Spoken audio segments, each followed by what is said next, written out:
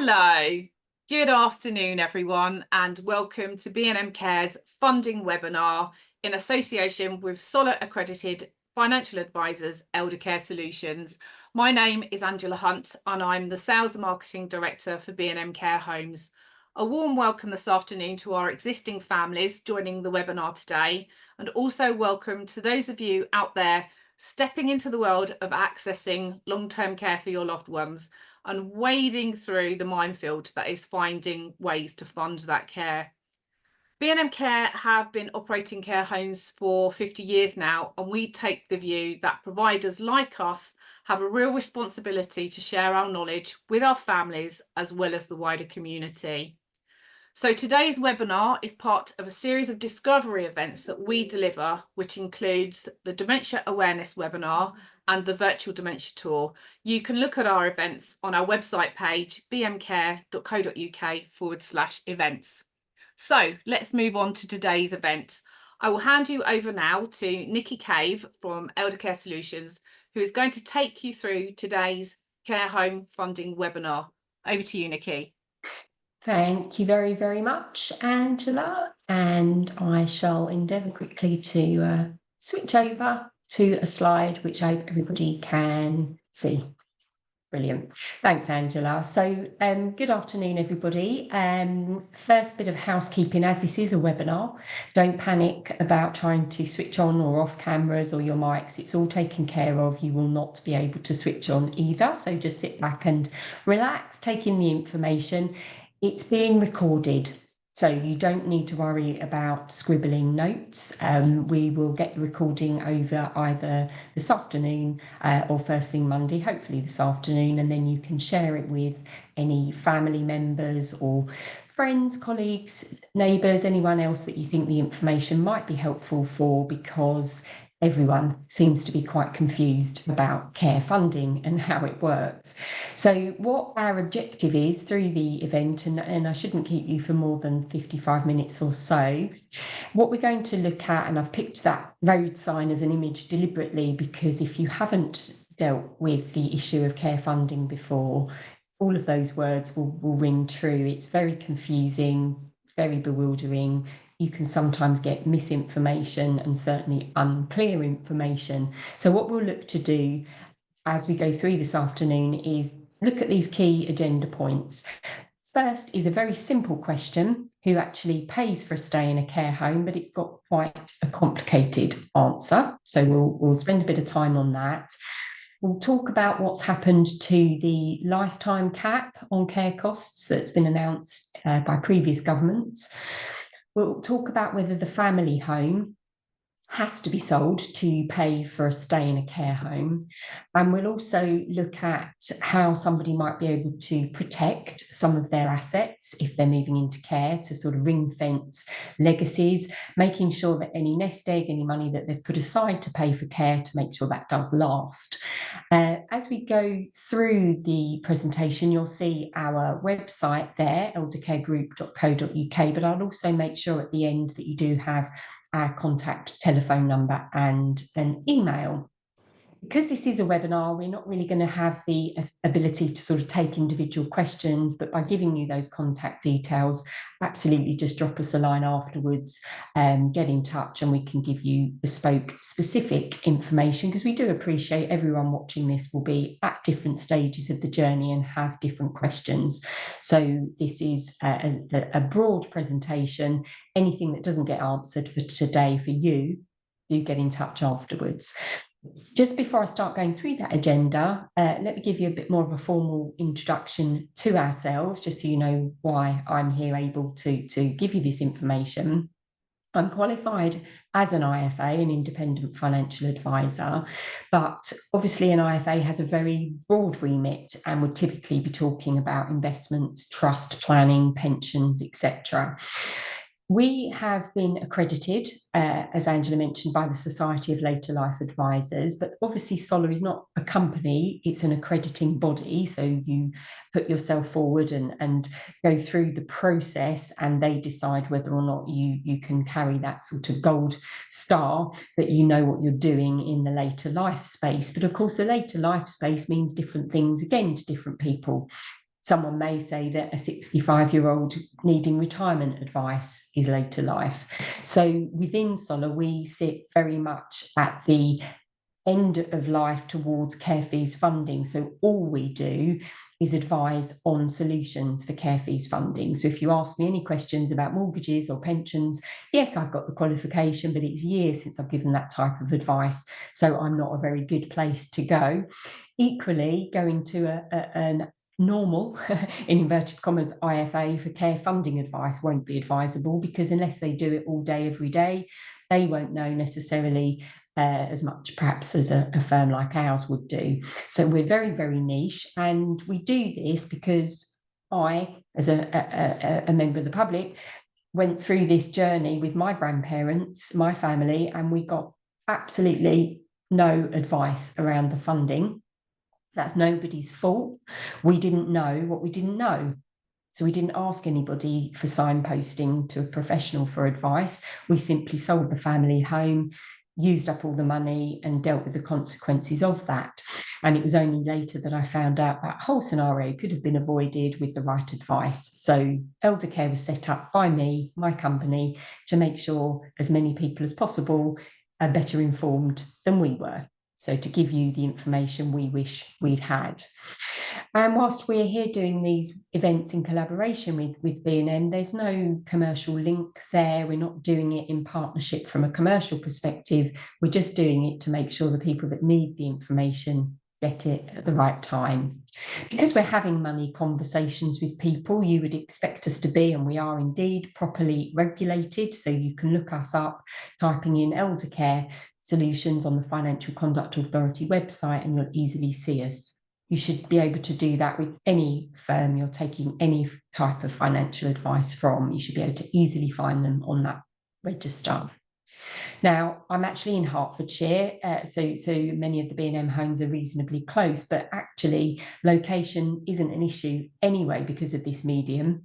And we give our one-to-one advice this way as well, usually by telephone, just because our internet connection can be ropey, but usually by email and sometimes by post if need be. And we did that even pre-lockdown because it keeps our cost base down. It avoids any miscommunication. So if I email one member of the family, they can simply forward that email to a sibling and everybody is reading the same information. Whereas if I'm having a one-to-one, face-to-face, sat in someone's lounge and they've got to regurgitate that conversation, that's where things can go amiss. So keeping that low cost base down means that any initial consultation we have with you, which would typically be by phone or email, we're not having to charge you for those consultations, and neither do we have to charge you for any research of financial solutions that you might be interested in. So we're not a charity. There is a fee that's payable further down the road, but any initial conversations and research, that's all done at our expense, not yours. But we can only do that if we're offering a remote advice service. So hopefully that's a bit more, who are you, a bit more background about us. So back to the agenda points and that really simple question, who pays for what when it comes to care? Keeping it as simple as I can, and maybe oversimplifying it, there's 3 funding streams. Someone is either paid for by the local authority, social services, the council, it's fundamentally the same place. They could be funded by our much loved National Health Service, or they are a self-funder, also referred to as a private fee payer. And there can be overlap between these, and the most common being that somebody might be funded by the local authority, but a private top-up could be paid, for example. So you sort of see the 2 streams cross over. Looking at that first one, which is arguably the more complicated, local authority funding, anybody that has heard about it probably has an inkling that it's to do with how much money you have, so that it's known to be a means-tested system. However, there's a step before the money conversation that I think some people aren't aware of, and that is to say that if you or a relative thinks that they should be moving into care, the family think that that's the next step, they have to meet the local authority's care eligibility criteria first. So in other words, a care needs assessment has to happen as step one. And if, when the local authority assesses the person's care needs, they think, for example, that they don't need to move into a care home, they could still be looked after in their own home with a bit of support. If you don't reach and meet the eligibility criteria, then there's no further conversation about funding. So it's almost like a hurdle that has to be overcome before any conversations about money. And it should be done in this order. The local authority should assess somebody's needs, draw up, if you like, a care plan as to how those needs can be met, and then only as part two should there be a conversation about the money. And the financial assessment is more commonly known as the means test, so you might be familiar with that. So we're talking here about a social worker from adult social care is doing these assessments, and everyone is entitled to a care needs assessment, even a carer, and the outcome of that might be that some respite's provided. So it's not a given that everybody will meet the eligibility criteria of the local authority. There's a bit of a postcode lottery, and indeed I think Age UK did a survey that said something like 1 in 5 people will be turned down for the care needs assessment. When the means test is carried out, I'm sure you know this figure. What monetary amount are they looking to see if you have or have above or below? Well, in England and Northern Ireland, it's 23,250. And that hasn't changed for literally 12 years. So that's going backwards.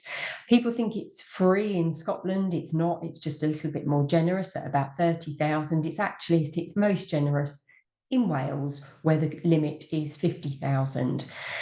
These limits are per person, so we can double them if we're talking about a couple, so much more generous in Wales.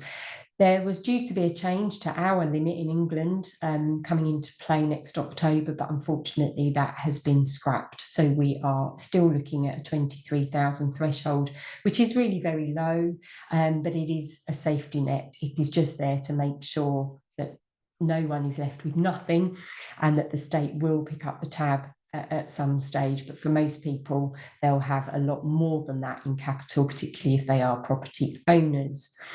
When they're looking at the 23,250, what counts as capital?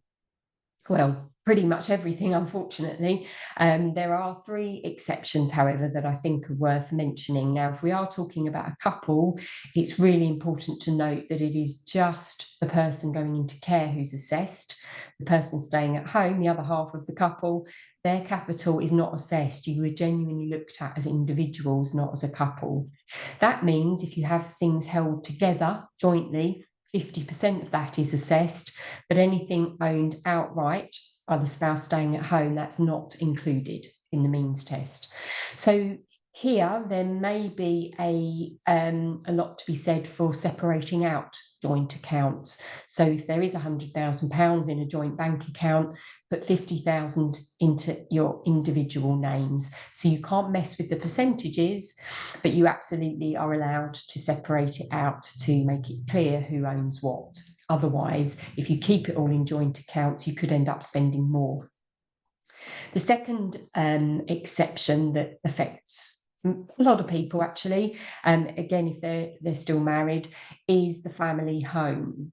We hear time and time again of one of the spouses going into care and the other thinking that they need to downsize, sell up, release money to pay for that one, the person's care. And actually, unless they want to downsize for their own reasons, while they stay living in that family home, it is disregarded. And that's not something whereby the local authority comes back later to claim it. It doesn't exist. The property is invisible while the spouse lives there. It's only if the spouse at home also moves into care, then from that date, the property value affects both of them. It's included in both their means tests.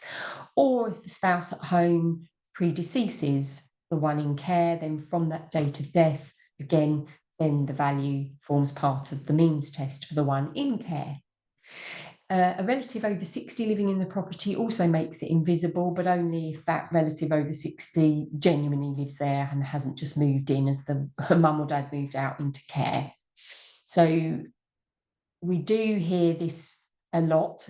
We've even heard about councils offering to lend money against a property when the spouse is living there.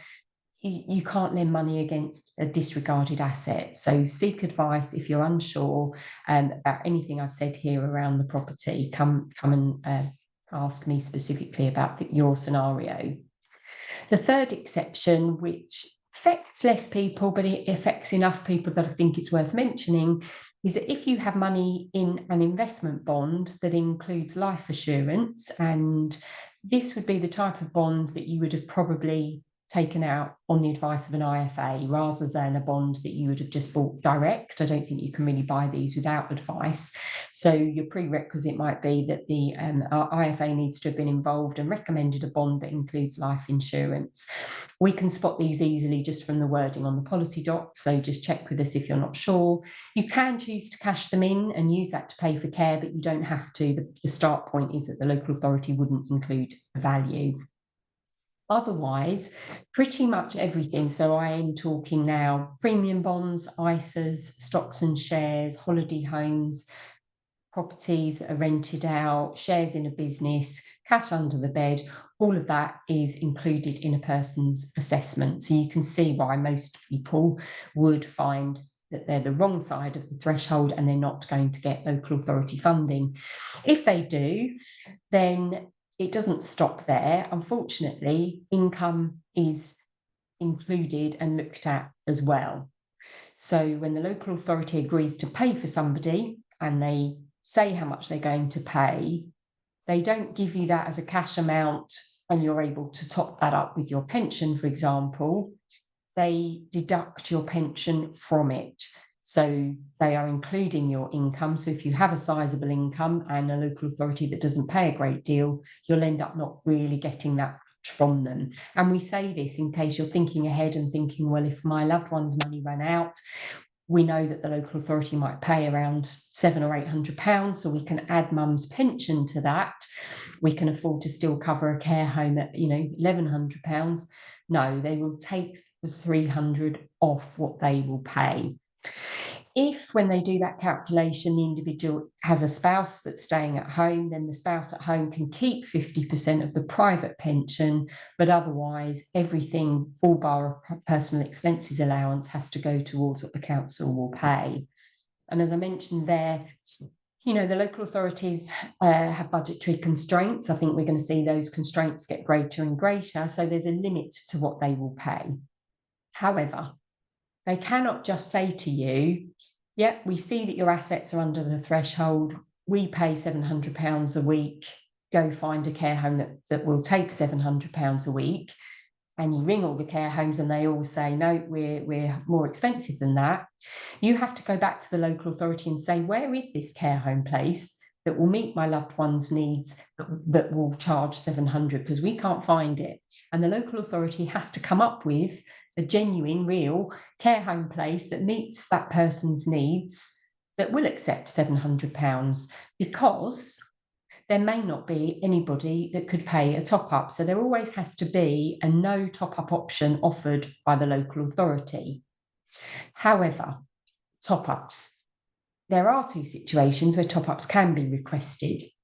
The one I've just outlined, whereby the local authority offers a no top-up option place, but you or the individual, the family, don't like it or prefer somewhere else, then in that scenario, you can ask the local authority to pay what they would have paid that care home to the care home of your choice. So it's a transferable amount. They won't pay any more, but whatever they would pay, they pay it to the home of your choice.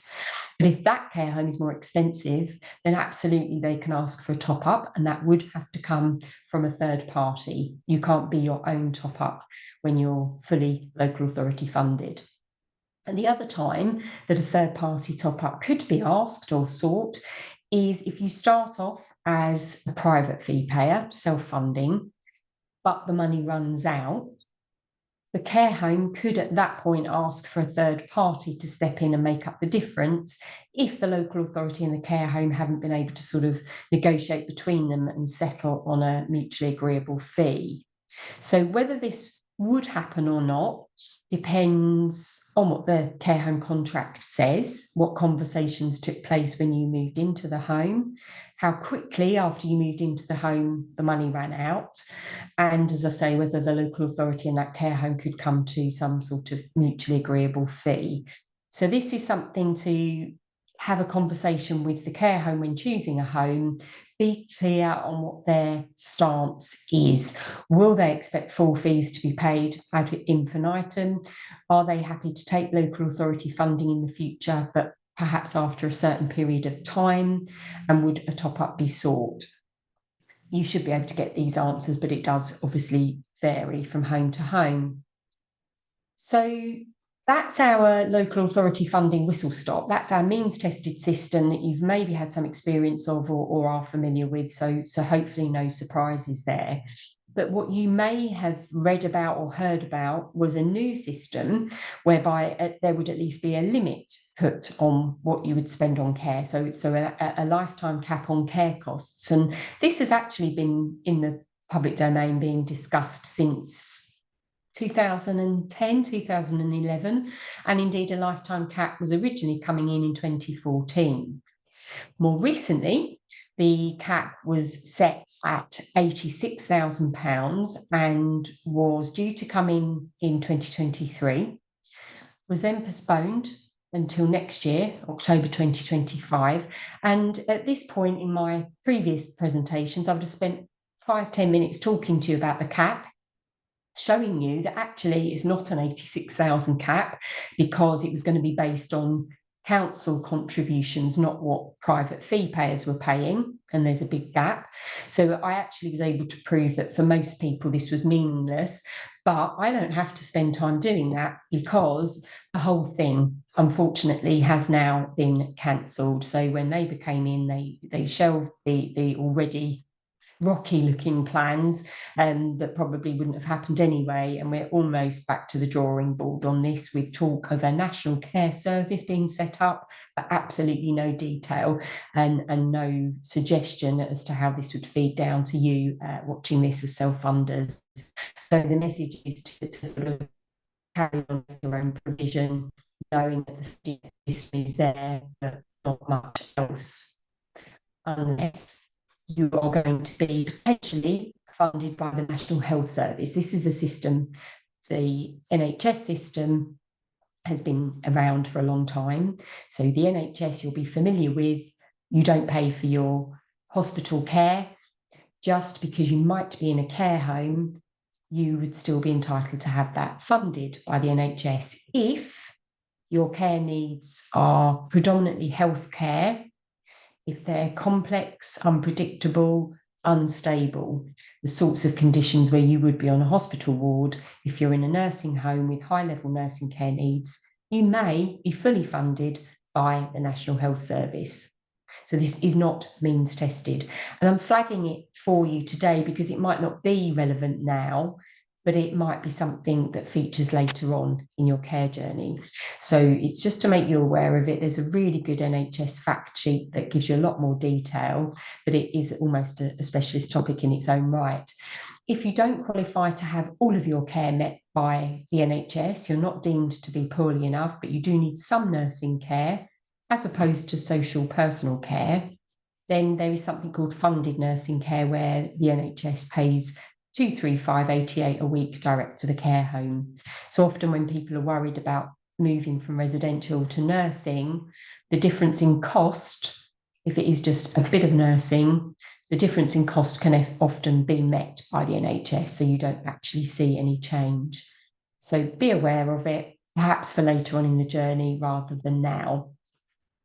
Otherwise, if you are not poorly enough to get that NHS funding, you have too much money to get the local authority funding, that's what puts you into the self-funding private fee paying category. Obviously, some people will be self-funders for a lot longer than others, but broadly, that's how we get to that category. The pretty much only state benefit, if you're not going to get funded nursing care, the only other state benefit for self-funders is something called attendance allowance. Now, this is non-means tested, tax-free. It's not really going to touch the sides of most care home bills, but If you're entitled to it, why not claim it? Lots of people think this stops when you move into a care home. It doesn't. So if you're not aware of it, you can claim it. And if you're already getting it, you carry on getting it as long as you are self-funding. The difference between the two figures there is one is just if you need somebody to attend to you during the daytime, and one is if you need some attendance during the night as well. It's a very long claim form. There's a YouTube video we can send you a link for that literally takes you page by page tips how to complete it. But it is worth going through that form for what could be nearly £6,000 a year tax-free money. The only other support really for self-funders and a bit of a limited group to some extent, because not everybody will fit this category, but many do, and that's to say that if you own a property that's being left vacant, not got a spouse or relative over 60 living there, and your other funds are under the 23,250 limit, the local authority has an obligation to ignore the value of the property for the first 12 weeks, provided they agree that you need to be moving into care. So you have to meet the care needs assessment first. Then they take away the value of the property, ignore it for 12 weeks. And if you've got less than 23,250, they will pay for you for those 12 weeks. Obviously, they're only going to pay for you at the local authority level. So the care home might want a top up or allow a debt to roll up for the difference. And they will expect you to contribute your income during those 12 weeks. So we have lots of families who don't want to go through the bureaucracy. They don't want to have the care needs assessment, and they can't really be bothered to go through this for the sake of what might end up only being a couple of £100 a week for 12 weeks. But there are equally families who think, no, I'll fight the system and get it because mum or dad's entitled to it. The point of the 12 weeks, to some extent, was to reconsider that question I posed at the beginning as to whether the family home has to be sold to pay for a stay in a care home. And the idea of the 12 weeks was to give people time to take stock about that and think. What's the alternative to selling? Well, it's not usually advisable to leave a property stood there empty. It becomes a risk as far as any insurance companies, and why would you? Because you're not generating any income from it, etc. So if you're not going to sell it, renting it out would be the obvious alternative, which comes with its own pros and cons, of course. Periods where there's no tenant, trying to ask a tenant to leave to suit you that doesn't suit them, and the hassle of things going wrong. There's also tax to pay, income tax to pay on the rent. But it's a discussion. For most families, however, when we sort of talk through this as an option, when you work out the net likely rent, add it to the pension, add it to the attendance allowance, for most families, they still are short. There's still a shortfall. And so they think, oh, well, we will have to sell, or they think, oh, why don't we see if we can get equity release? I've heard about equity release. Why don't we do that? Equity release is not available if the owner doesn't live there anymore. So owner occupied is a prerequisite of getting equity release. In fact, most equity release products, you have to repay it when the person moves out into care. So that's what I suppose forces most people to go down the sales route, because they try the equity release, don't get anywhere, they haven't got enough still to pay the fees, so they sell up. And I'm not saying you shouldn't do that. Selling up means at least you've got a choice what to do with the money, and you can put that to good use. But there is something to be aware of, just to add into the mix, that the local authority can do equity release. They call it a deferred payment agreement. It's not regulated in the way equity release is, but it's a loan against the property that you pay back when the person has died, or before, if you have decided to sell up previously. So all local authorities have to have a scheme available to their citizens, but they can say no to individuals. They'll say no if there's already a mortgage on the property, there's already equity release there. They'll say no if there's low value, and they'll say no if there's any structural issues, but otherwise it should be made available. There will be a set-up fee, there will be interest. You do still have to meet the care criteria first. So if they don't think a move into care is necessary, they're not going to offer the loan. Your other assets have to be under the threshold. So this might be something where you start off paying from savings, savings deplete, then you apply for it. But the good news is here, they are not, unlike with the 12-week disregard, they're not going to restrict it to the sort of £600, £700, £800 that they would pay. They can lend you what you need. So this can work really well. It follows, or should follow on from the 12-week disregard. So you don't rush straight into the loan. You get the free money first and then enter the loan. So pros and cons, I'm just mentioning it so that you know it's an option, and we can talk through on a bespoke basis in a bit more detail whether this is suitable for you. So moving on then really to self-funders in a much broader context. So this might be people who've already sold a property, who've got investments as well as some savings, people that have got liquid cash well over the 23,250.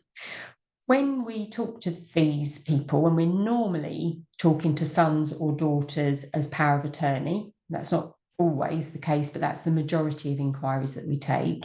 If we're talking to those people at the point that they are looking at care homes and choosing homes, they always share the same two concerns with us.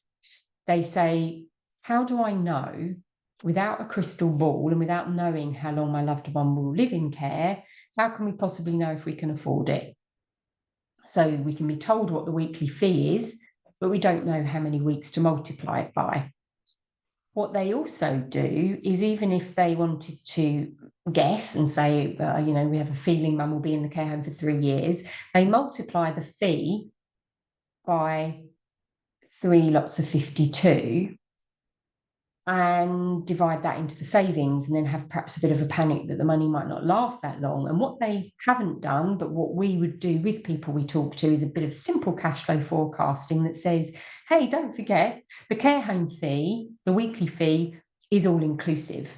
So that pension and the attendance allowance, and maybe that widow's pension, all of that can go towards the fees. Whereas at home, obviously, you're using it to pay for utilities and for food, etc. When you move into a care home, that income all becomes available to go towards the fees.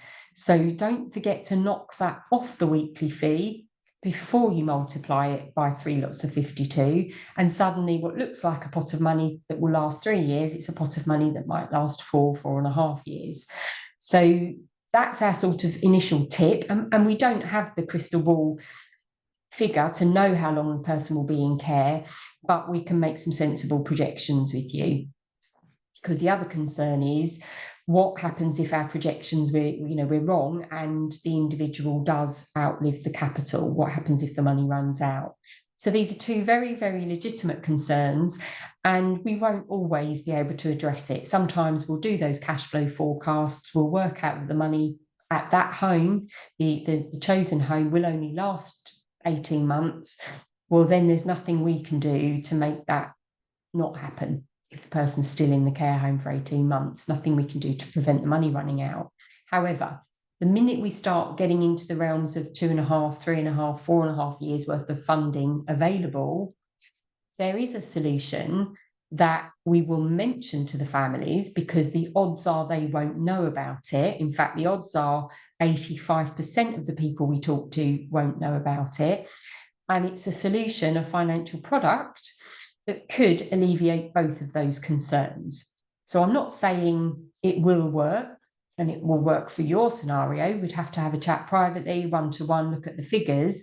But what we know is that for 85% of the people for whom this could be a solution that would work and would take away those worries of the money running out and long-term affordability, they don't know about it. And that's me, that was my family. When we were looking at my grandparents' situation, I only found out we could have done this when it was too late, and we had absolutely no idea this existed. How crazy is it that there's a solution, a financial product, that can only be of interest to a certain group of people moving into care and self-funding it, and the vast majority never hear about it? It's been the way for 20 years, despite my soapbox shouting. So what am I talking about? Well, as I say, it's a financial product, and it's only for self-funders. It can cover care at home, but it's usually used for care in a care home, and it's a way of capping costs yourself. So it's a way of putting a limit, a finite amount, rather than having an open-ended, we just don't know how much it's going to cost us. It's a way of putting a price on at outset. It's a type of insurance, so you can insure care home fees, but unlike typical insurance where you have to do it in advance, you have to insure your motor car before you have an accident, you can't insure care home fees before you move into a care home. You can only do it at the point of moving in or after you've moved in. So you used to be able to buy what they call pre-funded long-term care insurance, but you can't buy it anymore. If you have a policy, it's still valid. You can claim on it, but you can't take out a new one. So you can only insure care home fees at the time you need to move in or you've got a care home bill to pay. And the Google search engine term, just in case you wanted to look up more about it, isn't care home insurance, it's actually care fees annuity. But that's an equally unattractive name, because when people think about annuities, they quite often get them confused with pensions, and they're not the same.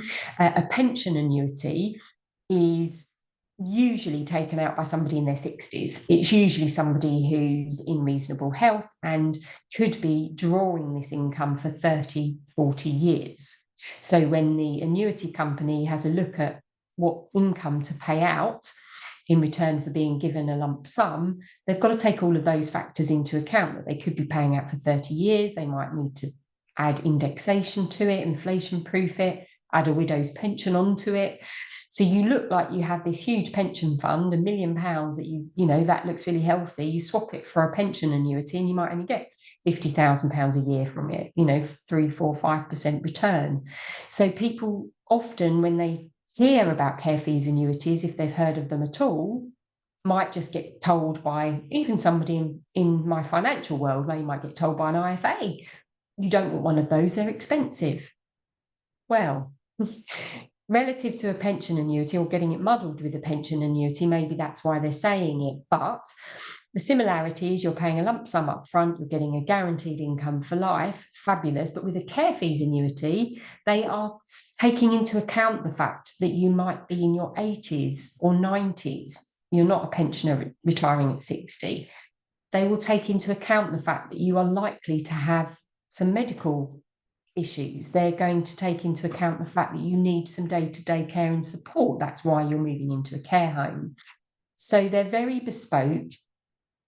Our average client age is actually something like 89. So the insurance companies that are underwriting this may expect to be paying out for perhaps more like 3 years or 4 years.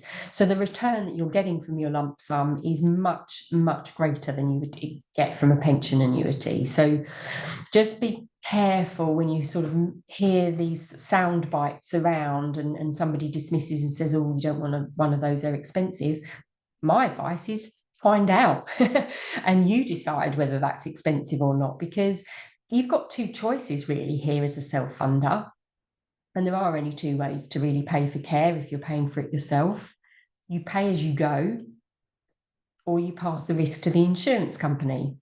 Pay as you go might take the form of an investment. It might take the form of just putting the money in the bank and drawing it down. I suppose it might take the form of, renting a property out, but if the savings run dry and you don't get a deferred loan, you've still got to sell the house and use the money. So pay as you go carries a risk if the person lives in care for longer than anticipated, and in many, many scenarios, the individual could outlive their capital. And then what? We don't know what will happen, but it carries uncertainty, and in certain care homes that person might be asked to leave. So there is a risk to pay as you go, and you've got to tread carefully with investments, because as an attorney, if you're investing for somebody else, you can't really take risk. Our regulator says if you're investing in sort of stocks and shares or anything like that, you should leave it untouched for 3 to 5 years to ride out any peaks and troughs. We don't come across many families where there is enough capital, enough wealth to invest it and just ignore it for 3 to 5 years and take the money from somewhere else. If that is the case, great, then a pay-as-you-go scenario probably would work, or maybe doing a combination of investments and care fees annuity could be worth considering. But for most people, it doesn't look like that. So pay-as-you-go carries a risk of longevity. care fees annuities do, of course, carry risk. They carry the risk that somebody dies much sooner than the insurance company predicted, because that's what's happening. The insurance company is giving you a price based on how long they think someone will live. They don't know any more than you know. So both sides are taking a risk, and someone's going to win and someone's going to lose. And that's how I would label these products. They're a gamble. They're not an investment. They are a gamble around somebody's life expectancy. And you as a family have to weigh up pros and cons of each approach and decide which gives you the most comfort. My issue, and the reason I do this, is that we see 85% of people going the pay-as-you-go option, not knowing that there's an alternative. So we, as a broker, we're independent. We go to the whole of market. We get all the quotes for you. We put it into a report that answers all the questions that you're probably starting to think about now, such as, you know, what happens if mum or dad moves care home? Can they take the annuity with them? Yes, they can. Fully portable. What about if care home fees go up, which they will? Can we build in provision for the annuity to go up? Yes, you can. And we'll talk you through the pros and cons and the different options there. And being that gamble that I mentioned, we know that some people are happy just to take it, that it's mum's money, that it's for her care. We don't really mind if it's, you know, gone. Others would be, well, you know, in an ideal world, we'd like to meet mum's objectives, make sure she's safe, but it would be good if there was some money left over for the family as well. Of course, we understand that. So we'll give you quotes with and without extra capital protection, so that the gamble is not as heavy as it might first seem. And we'll talk you through something called a deferred start date option, which is another way of capital protecting. You still buy the policy today, but you ask the insurer to start paying out in a year or in 2 years, and that makes it cheaper to buy. If it's cheaper to buy, there's less money that you might lose in the event of early death.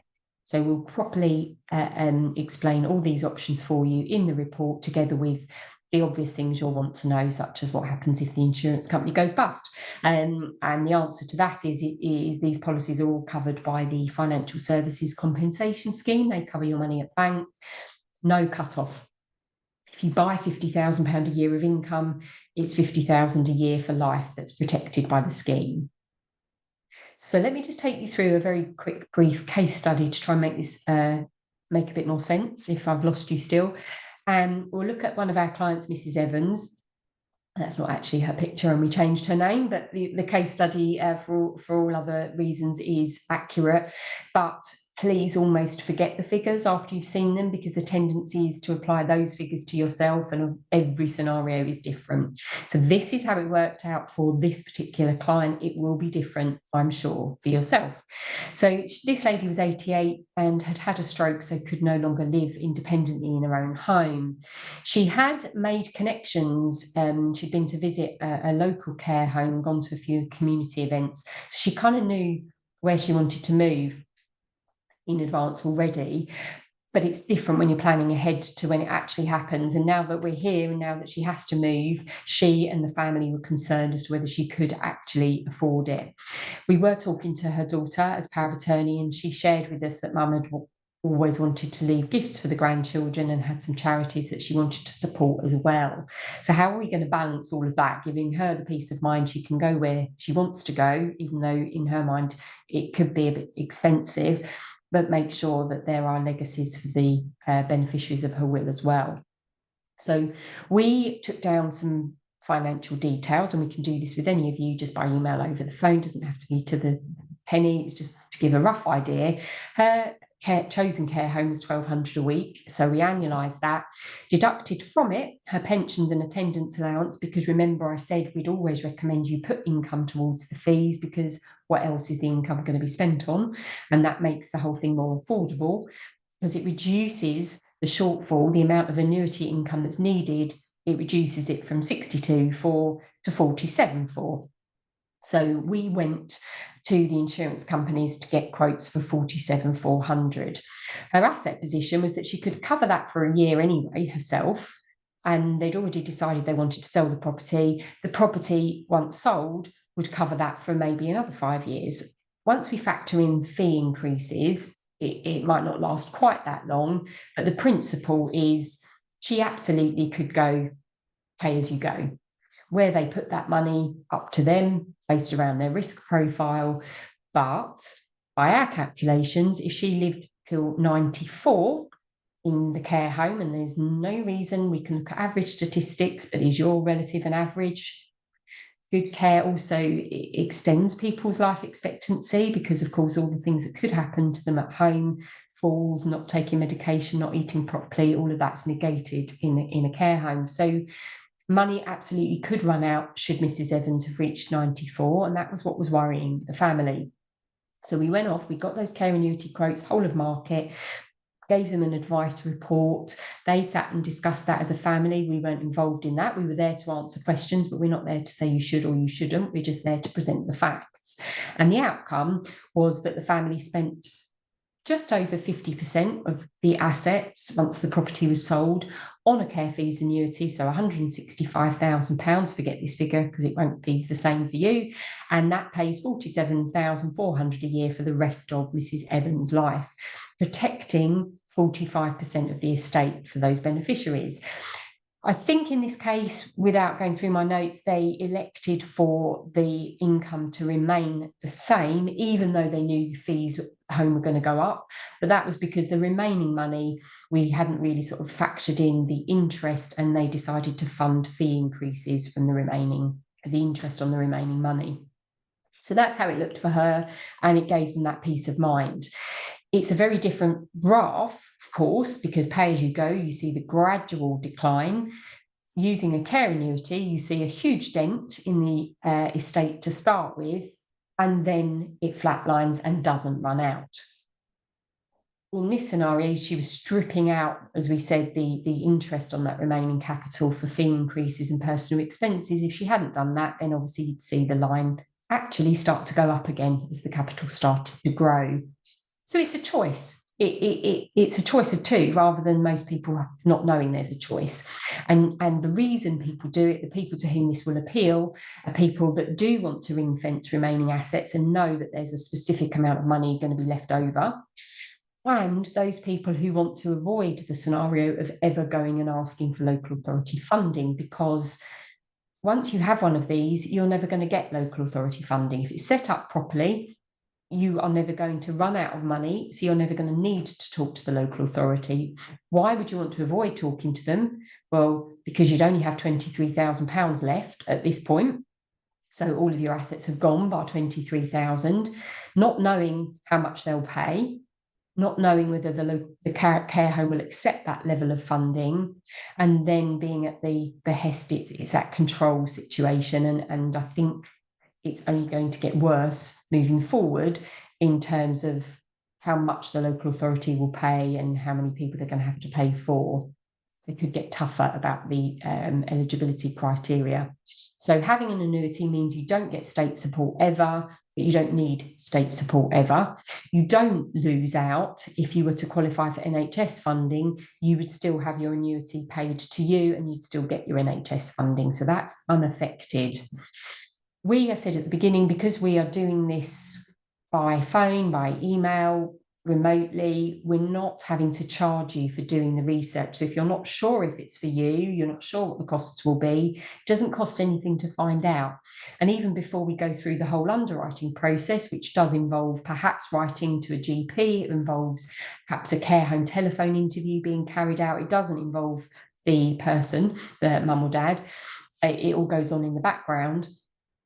But that can all be done. If we thought it wasn't even worth going through that process, we can do a sort of viability check right at the beginning, so no one's time gets wasted.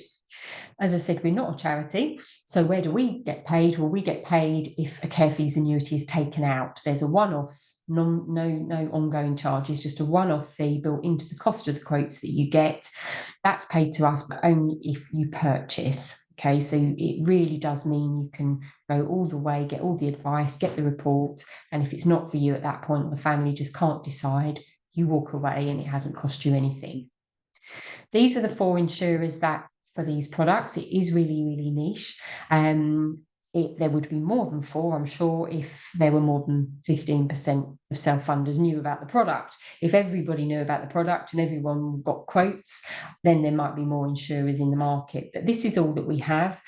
We have really good relationships with all four of them because we're a specialist, and we're practically the only specialist in the UK that does nothing but this. Almost any other, in inverted commas, specialist will do other types of business as well.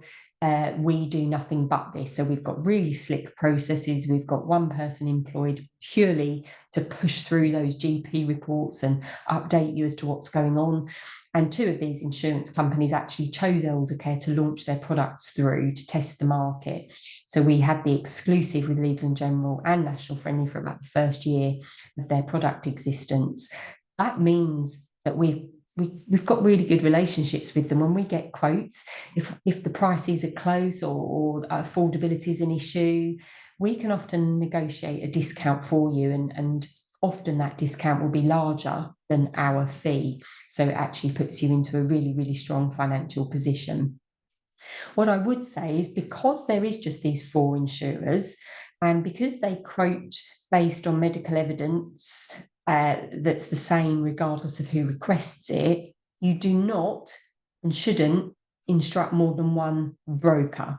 So choose an Eldercare, choose a broker, whomever it is, to do this for you, but just choose one of them, because the other complication is if you instruct us to get the quotes and you instruct somebody else, the system only allows one of those advisors to get any updates and to have access to what's going on. The other advisor will be completely in the dark until the quotes pop out at the other end. And the quotes, as I say, if they're requested on exactly the same basis, if the same amount of income is being requested, etc., the quotes are identical regardless of who asked for them. So this is actually an area where we do the shopping around. You should just do the shopping around in terms of who you choose as an advisor, and then stick with one. I'd obviously recommend that you choose a SOLA accredited advisor as a basic. Don't choose a non-later life expert. So look for the SOLA kite mark if you're shopping around. We are SOLA accredited.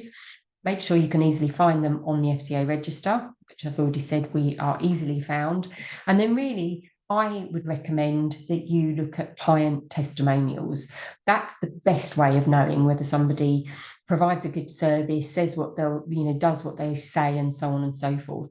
We collect our client reviews on Trustpilot, and these are client reviews specifically about care funding, not about investment advice, mortgage advice, pensions advice. Of course, IFAs up and down the land have testimonials to those. Look for testimonials specifically about care funding advice or care fees, annuity advice.